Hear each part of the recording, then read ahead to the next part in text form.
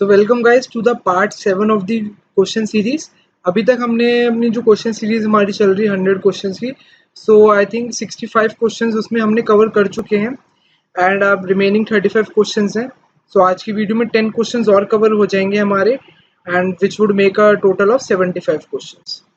So start करते हैं। Channel पे नहीं है तो चैनल को सब्सक्राइब कर लीजिएगा एंड ऑल्सो हमारा टेलीग्राम ग्रुप भी है, उसको भी ज्वाइन कर सकते हैं। सो स्टार्ट करते हैं पहला क्वेश्चन। सो क्वेश्चन स्टार्ट करने से पहले जैसे आपने मेरे प्रीवियस पार्ट्स देखे होंगे, आई वुड रिकमेंड कि वीडियो को पॉज कर दीजिएगा and see it for yourself. So question है, find the number of solutions of x satisfying.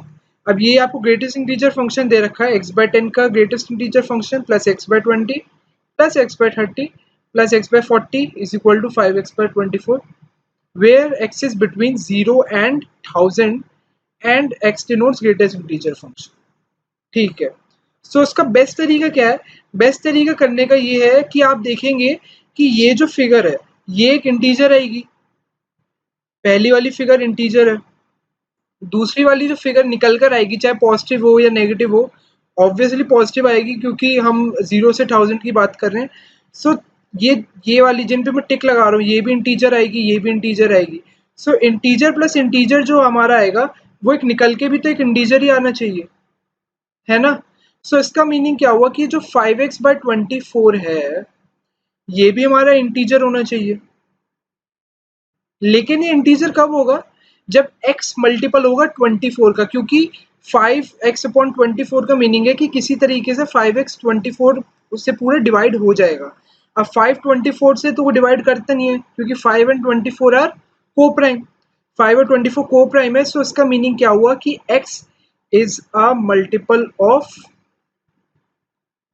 24। सो ये बात तो हमने सिंपल सी हमने इन्फर कर ली है कि x जो है हमारा नंबर 24 का मल्टीपल होना चाहिए। ये बेसिक सी चीज, अब बेसिक सी चीज तो है ये। अब इसको देखते हैं फर्दर कि इसको पुट करके देखते हैं कि शुरुआत कहाँ से होगी। अगर पहला सबसे छोटा इंटीजर जो हमारी रेंज में आएगा वो 24 आएगा क्योंकि x इज बिटवीन 0 एंड 1000 है। सो 24 पहला नंबर आएगा। अब अगर 24 से चेक करना शुरू करें हम, सो अगर x अपॉन 10 में 24 डालता हूँ तो रिजल्ट 2 निकल कर आएगा। फिर अगर 24 बाय 20 डालता हूँ तो उसमें भी आपका रिजल्ट कितना आएगा? 1 आएगा। फिर 24 बाय 30 करेंगे तो आपका 0 आएगा। फिर 24 बाय 30 करेंगे तो आपका 0 आएगा। सो LHS तो आपका देगा आपको 3। और RHS की बात करें तो RHS तो आपका इंटीजर ही आएगा। x की जगह आपने 24 डाला है, सो LHS आपका 3 आ गया, RHS आपका आ जाएगा 5। सो नॉट इक्वल टू आ गया ये वाला केस। तो आपको फिर दूसरा केस करेंगे, 48 चेक कर लेते हैं। हम बस देख रहे हैं कि क्या कुछ पैटर्न मिलता है या फिर हमें कुछ किसी नंबर पे आ सकते हैं, नहीं वो देख लेते हैं। अब अगर 48 पुट करेंगे सो ये 4.8 बन जाएगा, तो ये 4 बनेगा। सो ये 48 बाय 20 ये 2 पॉइंट समथिंग बनेगा, तो ये 2 आ गया। सिमिलरली ये 48 बाय 30 है तो ये 1 बनेगा एंड ये हमारा 48 बाय 40 ये भी 1 बनेगा। सो इसमें हम ऐड करेंगे तो आंसर 8 आएगा। ये LHS हो गया। लेकिन RHS में जब हम x की जगह 48 पुट करेंगे, एक मिनट में यहाँ पे लिख लेता हूँ। यहाँ पे हमने x इज इक्वल टू 24 लिया है और इसको x इज इक्वल टू 48 लिया है। सो यहाँ पे RHS हमारा निकल कर आ रहा है 10 जो कि नॉट इक्वल है। सिमिलरली अब x को अगर 72 पुट करके देखेंगे, सो 72 करेंगे तो 72/10 आपका 7 आ गया। फिर यहाँ पे 72/20 करेंगे तो आपका 3 आ गया। फिर 72/30 करेंगे 2 आ गया। फिर 72/40 करेंगे 1 आ गया। तो 7 + 6 13 और 13 इज नॉट इक्वल टू आपका यहाँ पे करेंगे तो ये 15 आने वाला है। ठीक है, 5 × 72 करेंगे तो 15 आएगा। सो आप देख रहे हैं पैटर्न, देख पता चल रहा है आपको 2 का डिफरेंस हर बार मिल रहा है। 3 और 5 में 2 का डिफरेंस है, 8 और 10 में 2 का डिफरेंस, 13 और 15 में भी 2 का डिफरेंस। तो ये इक्वल तो कभी हो ही नहीं सकता।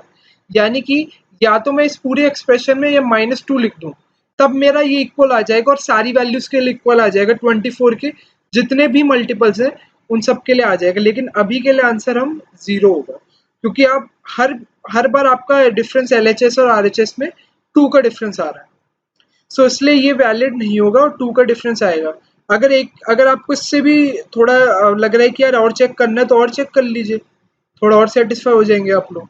96 पे करेंगे तो ये 9 आएगा, 96/20 करेंगे सो ये आपका 4 आ जाएगा, 96/30 करेंगे 3 आ जाएगा, और ये आपका करेंगे 96/40 ये आपका 2 आ जाएगा। सो LHS बनेगा आपका 9 + 4 13 और 2 13 9 + 4 13 और 5 आपका 18।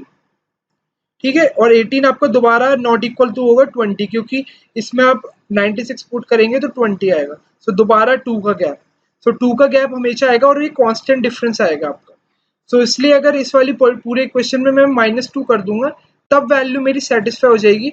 तब मुझे बस ये निकालना पड़ेगा कि how many multiples of 24 are there in the range 0 to 1000, तब मेरे लिए क्वेश्चन ये बन जाएगा। आई होप आपको क्वेश्चन अच्छा लगा होगा। नेक्स्ट क्वेश्चन पे चलते हैं। How many functions are odd? Odd function की डेफिनेशन सबको पता होनी चाहिए। F of minus x is equal to minus of f x, या फिर हम ये कह सकते हैं f of minus x plus f of x आपका जो है वो 0 के इक्वल आना चाहिए। ठीक है, कोई भी कंडीशन सेटिस्फाई हो जाए हमारा काम बन जाएगा और हमें पता चल जाएगा ये ऑड फंक्शन है। अब पहला फंक्शन देखें, पहला फंक्शन है log x plus under root of x square plus 1। ये वाला फंक्शन मैंने पार्ट 5 में डिस्कस करा हुआ है आप लोगों के साथ। सो ये वाला फंक्शन जो होता है पार्ट 5 आप देख लीजिएगा वीडियो में, वीडियो की प्लेलिस्ट बनी हुई है, 100 क्वेश्चन सीरीज में ही मैंने डिस्कस करा हुआ है। ये वाला फंक्शन आपका ऑड होता है। ठीक है, साइन क्यूब एक्स की बात कर लेते हैं। अगर सेकंड फंक्शन है आपका साइन क्यूब एक्स, ये आपका एफ एक्स के इक्वल है। और अगर हम एफ ऑफ माइनस एक्स निकालें सो ये बनेगा हमारा साइन ऑफ माइनस एक्स का होल क्यूब, जो कि आपका आएगा माइनस साइन एक्स का whole cube is equal to minus sine x sine cube x. So अगर मैं अब ये वाली कंडीशन चेक करूं f of minus x plus f x, so f of minus x minus sine cube x है और f of x sine cube x है।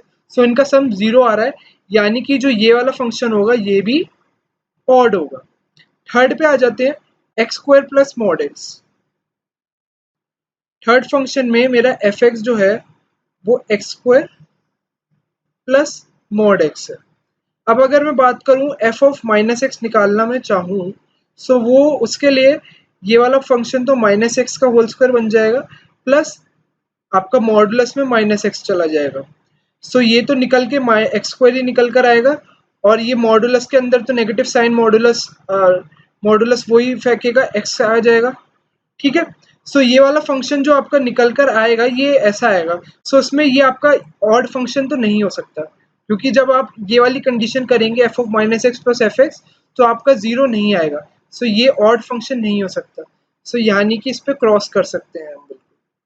ठीक है, और फोर्थ ऑप्शन जो है, फोर्थ ऑप्शन में आपको नेक्स्ट स्लाइड पे दिखा देता हूँ, यहाँ पे स्पेस नहीं है। जो फोर्थ ऑप्शन था आपका वो था ए की पावर एक्स प्लस ए की पावर माइनस एक्स, ए की पावर माइनस एक्स, एक मिनट यही था ना, की पावर एक्स माइनस, सो इसको एक मिनट, ए की पावर, ये था आपका ए की पावर एक्स माइनस ए की पावर माइनस एक्स। सो ये एफ एक्स के इक्वल है। अब हम निकालते हैं एफ ऑफ माइनस एक्स क्या होगा। अगर हमें एफ ऑफ माइनस एक्स निकालना है सो ये ए की पावर माइनस एक्स बन जाएगा, ये एक्स माइनस एक्स बन जाएगा, फिर ये वाला माइनस एक्स तो पॉजिटिव एक्स बन जाएगा जब हम एक्स की जगह माइनस एक्स पुट करेंगे। सिमिलरली ये आपका माइनस ही रहेगा, ये माइनस ए की पावर एक्स।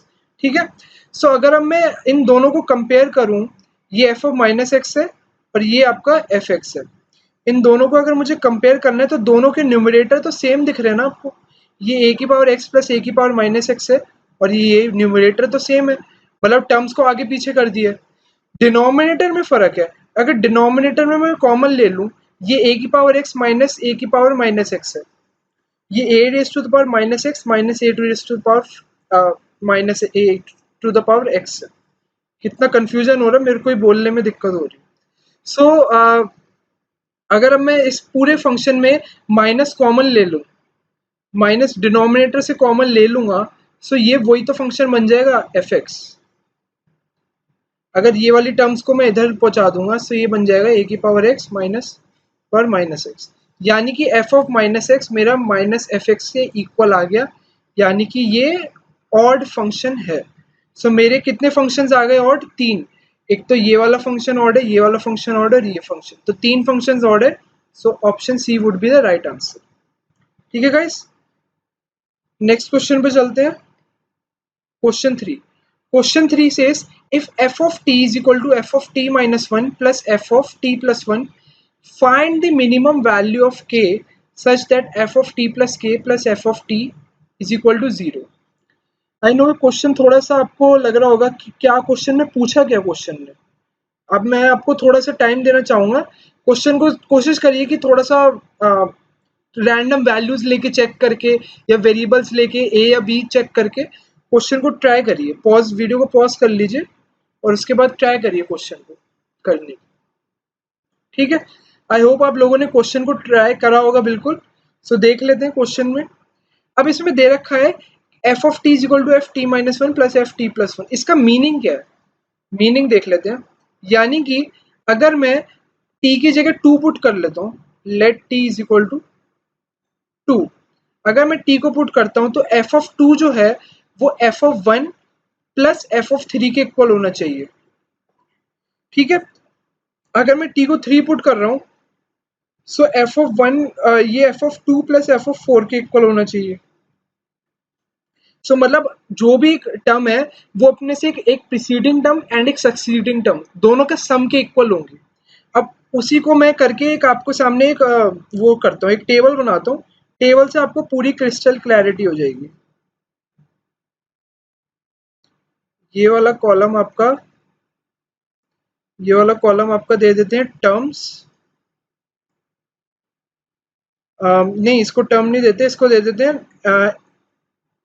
nth term. एक मिनट, इसको हम नाम दे देते हैं nth टर्म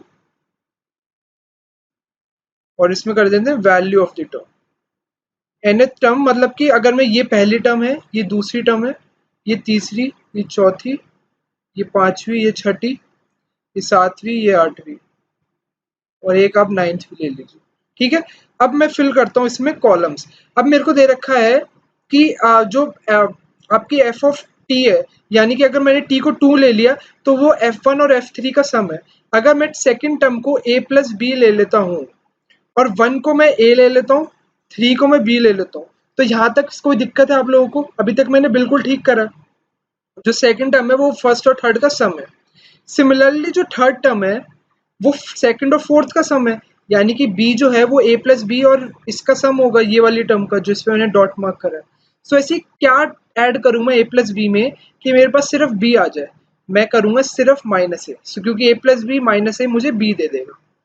सिमिलरली फोर्थ में मैं ऐसा क्या ऐड करूं कि मेरे पास मतलब माइनस ए को मेरे को लाना है। सो b में मैं ऐसा क्या ऐड करूं, b ये वाली टर्म में और ये वाली टर्म में ऐसा क्या ऐड करूं कि माइनस ए आ जाए। सो उसके लिए सबसे पहले तो मुझे माइनस ए लाने के लिए, माइनस ए है ही नहीं तो माइनस ए लाना पड़ेगा, और मुझे b को हटाना है तो मैं माइनस बी भी ऐड कर दूंगा। ठीक है, सो ये फिफ्थ टर्म आ गई। अब मैं सिक्स टर्म क्या होगी? माइनस बी, साफ दिख रहा है, माइनस ए तो है ऑलरेडी, माइनस बी आ गया। अब सेवन टर्म जो मुझे लानी है, सो माइनस बी तो ऑलरेडी आ रखा है और मुझे ए को एलिमिनेट करना है तो मैं ए लिख दूंगा यहाँ पे। अब इसके बाद अगर आप देखेंगे माइनस बी आ गया, ए आ गया। अब मुझे ए लाना है सम, मतलब इस वाली टर्म का सम और एट्थ का टर्म का सम ए लाना है। सो ए लाने के लिए सबसे पहले तो मैं ए यहाँ पे लाऊंगा और प्लस बी कर दूंगा ताकि बी हट जाए। अब आप देखेंगे पैटर्न अब दिख रहा है, रिपीट हो रहा है, ए प्लस बी और यहाँ पे भी ए प्लस बी आ गया। सो ये सिक्स पैटर्न्स का आपका टर्म बन गया है, मतलब सिक्स टर्म्स का ये पैटर्न बन चुका है अब आपका 1 2 3 4 5 6। सो ये क्वेश्चन बिल्कुल एक्सपेक्ट कर सकते हैं आप अपने IIM इंदौर एग्जाम में। इस क्वेश्चन कुछ भी डिफिकल्ट नहीं था, बस आपको ये देखना था कि पैटर्न जो भी आपकी टर्म्स है उनका पैटर्न क्या बन रहा है। हर 6 टर्म्स के बाद आपका पैटर्न रिपीट हो रहा है।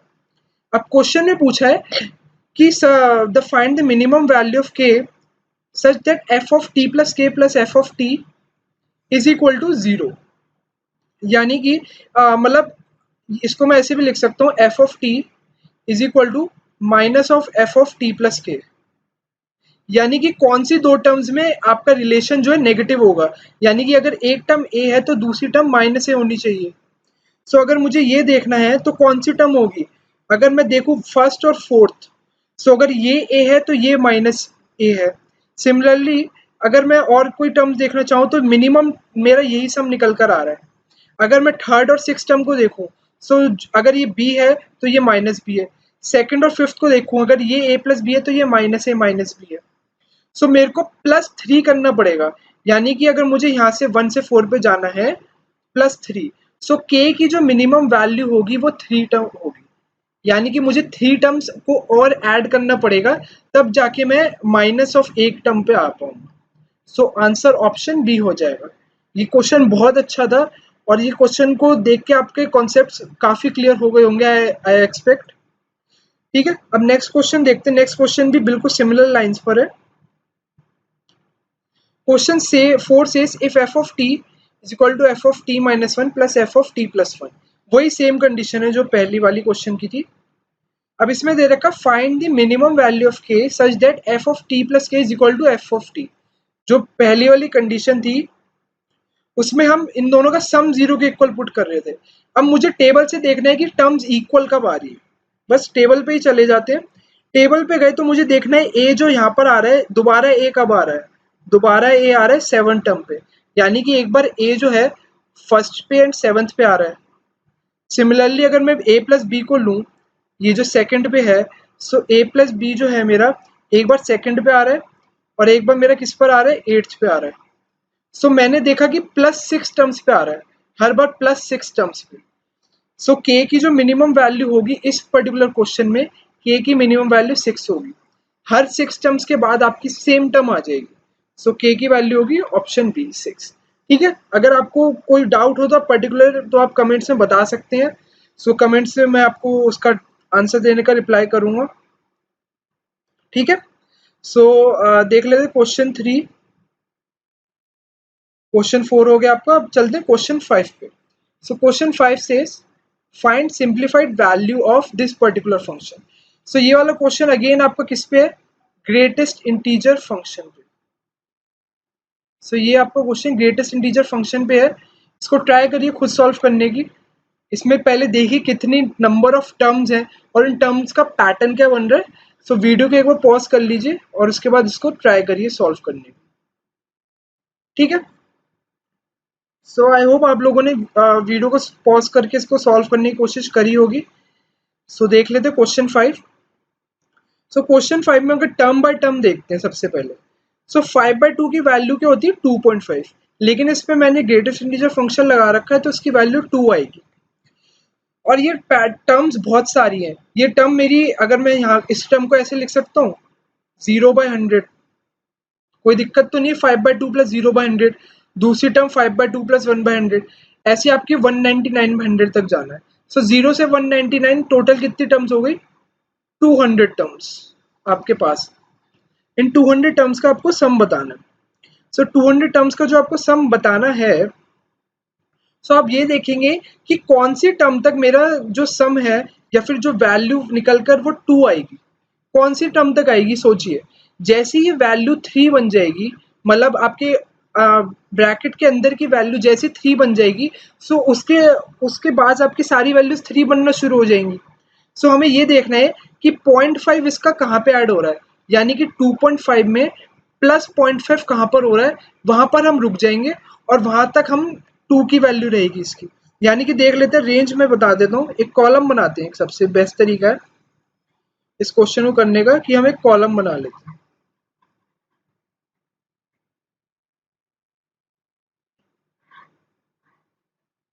ठीक है, ये देखिए एक कॉलम बना लेते हैं। सबसे पहले हम लिखते हैं रेंज, उसके बाद हम लिख लेते हैं वैल्यू पर आइटम, फिर हम लिख लेते हैं टोटल वैल्यू, और एक कॉलम और लिख लेते हैं नंबर ऑफ टर्म्स। ठीक है, अब इस कॉलम की क्या रेलिवेंस है? इस पर्टिकुलर टाइप का क्वेश्चन मैंने अपने पार्ट 5 या 5 में करवाया शायद था आई थिंक। तो पार्ट 5 में भी इस पर्टिकुलर काइंड का क्वेश्चन मैंने करवाया हुआ है। सो ये अलग वैरायटी का क्वेश्चन है उससे। सो अगर ये पर्टिकुलर क्वेश्चन में अगर मैं देखूं पहले फिगर जो पहला ब्रैकेट है वो वाली मेरे को वैल्यू देगा 5/2 प्लस 0/100। ये मेरा चलना चाहिए अप टू 5/2 प्लस कहाँ तक? 49/100 तक गाइस। 49/100 तक ये पूरी रेंज चलेगी। क्यों? क्योंकि जैसे ही मैं 5/2 प्लस 50/100 कर दूंगा ये मेरा बन जाएगा 5/2 प्लस 1/2 और ये बन जाएगी वैल्यू ये वैल्यू हमारी निकल कर आएगी, ये वैल्यू 3 बन जाएगी। यानी कि यहाँ से मेरी वैल्यू चेंज होनी शुरू हो जाएगी। सो मेरे पास पहली रेंज तो यही रहेगी। सो इस वाली रेंज में कितनी टर्म्स होंगी? 50। 0 से 49 तक जाना आपको, नंबर ऑफ टर्म्स आपकी 50 रहेगी और हर टर्म की वैल्यू क्या रहेगी? 2। टोटल वैल्यू बाद में लिख लेंगे। सेकेंड रेंज पर आते हैं। सेकेंड रेंज जो शुरू होगी आपकी वो शुरू होगी आपकी 5/2 प्लस 50/100 जो मैंने आपको बता दिया। यहाँ से अब सारी वैल्यूज आपकी 3 बननी शुरू हो जाएंगी। इस वाली वैल्यू का सम फंक्शन 3 होगा और ये आपका चलेगा 5/2 प्लस आपका कहाँ तक जाएगा? 149/100 तक। हमें देखना है कि ये वैल्यू 4 कब बन रही है, क्योंकि आप देखेंगे 5/2 प्लस 150/100 हम जैसे ही करेंगे सो ये आपका 5/2 प्लस 1.5 हो जाएगा, ये आपकी वैल्यू 4 हो जाएगी। सो यहाँ तक हमें नहीं जाना है, हमें 149 तक जाना है। सो 50 से 149 जाएंगे, सो ये कितनी टर्म्स है? 100 और हर टर्म की वैल्यू है 3। और उसके बाद जो लास्ट रेंज आपकी हमारी बचेगी वो बनेगी 5/2 प्लस 150/100 से जो हमारी लास्ट टर्म क्या है? 5/2 प्लस 199/100। सो लास्ट टर्म होगी 5/2 प्लस 199/100। सो ये थोड़ा सा आई थिंक थोड़ा सा कॉम्प्लेक्स हो गया, आपको शायद दिखने में दिक्कत हो रही होगी। मैं ऐसा करता हूँ इसको यहाँ पे जो थर्ड रेंज थी हमारी, थर्ड रेंज है हमारी 5/2 प्लस 150/100। ये हमारी फर्स्ट वैल्यू है इस पूरी रेंज की और ये आपकी जाएगी अप टू, ये आपकी जाएगी अप टू 5/2 प्लस हमारा जो लास्ट टर्म है 199, ये 150 है, 199/100। सो ये टोटल टर्म्स आपकी कितनी हो गई? टोटल टर्म्स आपकी हो गई 50। ठीक है, टोटल टर्म्स आपकी 50 हो गई। सो टोटल टर्म्स में यहाँ पे लिख लेता हूँ 50 और हर टर्म की वैल्यू है 4। सो अब हम टोटल वैल्यू निकाल लेते हैं। 50 इंटू 2 यहाँ पे 100 हो जाएगा, 100 इंटू 3 आपका कितना हो जाएगा? 300 और 50 इंटू 4 आपका हो जाएगा 200। सो टोटल वैल्यू इन तीनों का सम होगा which is 600। So option c would be the right answer. Question थोड़ा सा लेंदी था लेकिन आपको बस ये आइडेंटिफाई करना था कि कौन सी रेंज में कौन सी वैल्यू आएगी। पर्टिकुलर क्वेश्चन बिल्कुल आइडेंटिफिकेशन का था और थोड़ा सा आपको बस रेंज का ध्यान रखना था। चलिए क्वेश्चन 6 पे चलते हैं। Question 6 says the function fx is equal to log base x under root x root x root x। आपका root x हो रखा है where root is taken x minus 1 times and x is greater than equal to 2। So f2 हमें दे रखा है log base 2 root 2, f3 दे रखा है इसमें। अच्छा f3 में हमें जो हमारा रूट है वो 2 टाइम्स लिया जाएगा क्योंकि x minus 1 दे रखा है। सो f7 में जो हमारा रूट होगा वो रूट कितनी बार लिया जाएगा? 6 टाइम्स। रूट हमारा 6 टाइम्स लिया जाएगा। ठीक है, तो ये वाला क्वेश्चन पर्टिकुलर पार्ट मैंने इससे मिलता जुलता क्वेश्चन मैंने पार्ट 5 या 4 में करवा रखा है। उस वाले क्वेश्चन में मैंने आपको डायरेक्ट वैल्यू बताई थी कि इन वाले पर्टिकुलर क्वेश्चन में डायरेक्ट रिजल्ट होता है आपका 1 माइनस 1/2 की पावर n, जहाँ पे n होता है आपका नंबर ऑफ टाइम्स रूट आया आपका। सो इसमें n आपका 6 होगा, सो 1/1 माइनस 2 की power 6, so 1 minus 1/64 which is 63/64। सो 63/64 इसका करेक्ट आंसर होगा। और इसकी डेरिवेशन क्या होती है वो भी आपको बता देता हूँ। अगर मैं मान लीजिए ये वाला सम देख लेता है, अगर मैं f3 को मुझे कैलकुलेट करना है, पहले तो मैं इसको बेसिक तरीका देख लेते हैं। बेस में आपका 3 है और अंदर 3√3 है। 3√3 को मैं 3 की पावर 1 प्लस हाफ 3/2 लिख सकता हूँ, बिल्कुल लिख सकता हूँ।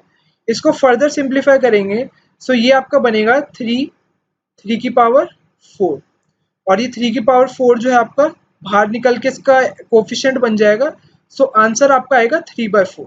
सो इसमें रूट आपने कितनी बार लिया था? रूट आपने 2 बार लिया था। सो इस पर्टिकुलर फॉर्मूले में जब आप n को 2 पुट कर देंगे, सो 1 माइनस 1/4 आएगा, विच इज 3/4। सो जितनी बार आपने रूट पुट लिया है उसके हिसाब से फॉर्मूला निकल कर आया। मतलब फॉर्मूला क्या है, ये आपको बेसिक, आप जब आप पैटर्न देखेंगे तो ये फॉर्मूला आप खुद ही बना लेंगे। सो 1 माइनस 1/2 की पावर n। सो F7 में हमने रूट 6 टाइम्स लिया होगा, सो इसलिए मैंने डायरेक्ट लिख दिया था 1 माइनस 1/2 की पावर 6 हमारा करेक्ट आंसर होगा। आई होप आपको क्वेश्चंस अच्छे लग रहे होंगे। क्वेश्चंस अच्छे लग रहे हैं तो वीडियो को लाइक कर दीजिए।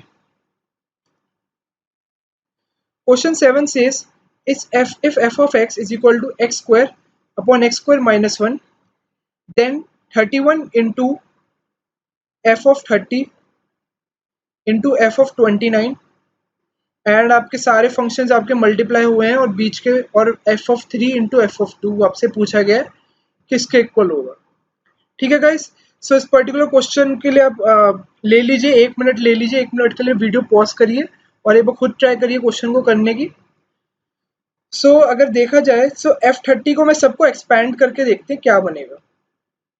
अगर मैं F30 को एक्सपैंड करूं इस यूजिंग दिस फॉर्मूला, सो ये बनेगा 30 स्क्वायर अपॉन, अब 30 स्क्वायर माइनस 1 है, सो 30 स्क्वायर माइनस 1 जो है मैं उसको 30 प्लस 1 30 माइनस 1 लिख सकता हूँ। सो ये 31 इंटू 29 होगा।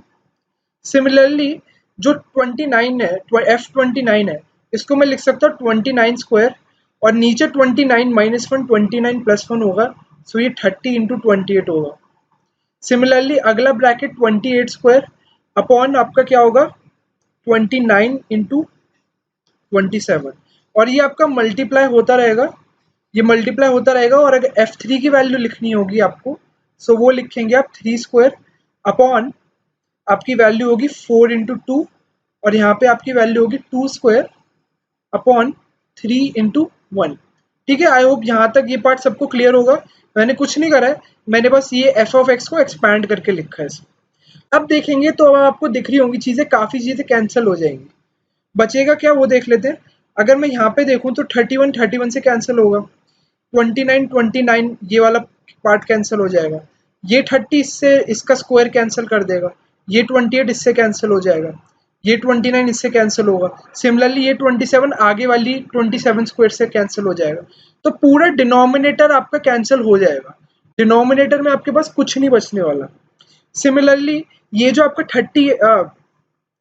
30 है ये बच जाएगा। उसके बाद 29 और ये 28 जो मैंने छोड़ा है, ये 28 भी आगे आपका चल के कैंसिल हो जाएगा। जब आप 27 का स्क्वायर लिखेंगे यहाँ पे, सो नीचे 28 लिखेंगे तो ये भी कैंसिल हो जाएगा, 3 स्क्वायर भी आपका कैंसिल हो जाएगा, और ये जो 2 है ये एक 2 से कैंसिल हो जाएगा। सो बचेगा क्या आपका, जो आपका पार्ट बचेगा वो एक तो 30 बचेगा और एक 2 बचेगा एंड में। सो आंसर आएगा आपका 30 इंटू 2 60। सो ऑप्शन बी आपका राइट आंसर होगा। ठीक है, सो ये बस सिर्फ ऑब्जर्वेशन के क्वेश्चंस होते हैं। ठीक है, अगर आपने ये क्वेश्चन का अटेम्प्ट करने का चाहा और अगर आप ये बेसिक चीज ऑब्जर्व नहीं कर पा रहे हैं, सो आपसे क्वेश्चन सॉल्व नहीं होगा। और ये ऑब्जर्वेशन कैसे आएगी, विद प्रैक्टिस। सो ये ऑब्जर्वेशन आपकी आएगी विद प्रैक्टिस। सो प्रैक्टिस करिए ज़्यादा से ज़्यादा क्वेश्चंस की, डिफरेंट वैरायटी की। 100 क्वेश्चंस तो हम कवर करवा ही रहे हैं। नेक्स्ट चलते हैं क्वेश्चन 8 पे। क्वेश्चन 8 इजी वैरायटी है। Domain of the function f of x is equal to root of log x minus 2। ठीक है, सो बेस्ट तरीका क्या है, अगर कुछ दिमाग में नहीं आ रहा तो ऑप्शंस पे चले जाओ। ऑप्शन डी पे चलते हैं, रियल नंबर्स। अगर मैं रियल नंबर्स की बात कर रहा हूँ तो रियल नंबर में इसका मतलब नेगेटिव भी डाल सकता हूँ मैं, लेकिन नेगेटिव डालूंगा तो लॉग मेरा नेगेटिव नहीं हो सकता। लॉग जो है नेगेटिव नंबर्स के लिए डिफाइंड ही नहीं होता है, ये आपकी लॉग की वैल्यू होती है, और ये पॉइंट होता है आपका 1,0। लॉग 1 0 होता है, ये आपका लॉग एक्स का फंक्शन है। सो अगर मैं लॉग की नेगेटिव वैल्यू यहाँ पे डाल दूंगा, सो लॉग के लिए तो नेगेटिव वैल्यू डिफाइंड ही नहीं है, सो रियल नंबर्स में पुट नहीं कर सकता। सिमिलरली अगर मैं यहाँ पे ऑप्शन ए देख लो, ऑप्शन ए पुट करता हूँ यानी कि 1 पुट करता हूँ, सो ये अगेन x माइनस 2 नेगेटिव हो जाएगा आपका। सो अगेन ये डिफाइंड नहीं है, ये ऑप्शन भी नहीं हो सकता।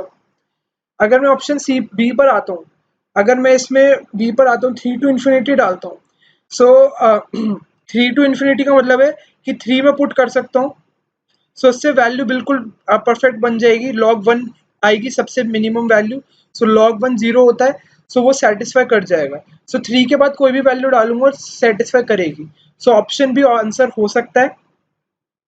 ऑप्शन सी को देखेंगे 2 टू इन्फिनिटी, सो अगर 2.5 डालता हूँ मैं, यानी कि देखिए अगर मैं इसको डालता हूँ log 2.5 -2, so log under root of log 0.5, so log 0.5 आप ग्राफ से देख के आपको पता चल रहा होगा ये वैल्यू, आप अगर मैं log में 0 से 1 के बीच में कोई फंक्शन डालूंगा, यानी कि अगर log x है और x मेरा जो है अगर 0 से 1 के बीच में है, सो log x मेरा जो है नेगेटिव आता है, ये आपको फंक्शन से देख के पता चल रही है नेगेटिव एक्स इसमें आपका, सो log और ये वाली जो फिगर होगी ये माइनस आएगी और रूट के अंदर नेगेटिव आपका नहीं होता है, सो ये वाला ऑप्शन भी कैंसिल हो जाएगा, सो 3 टू इन्फिनिटी आपका करेक्ट आंसर होगा विच इज जिसमें 3 इंक्लूडेड होगा।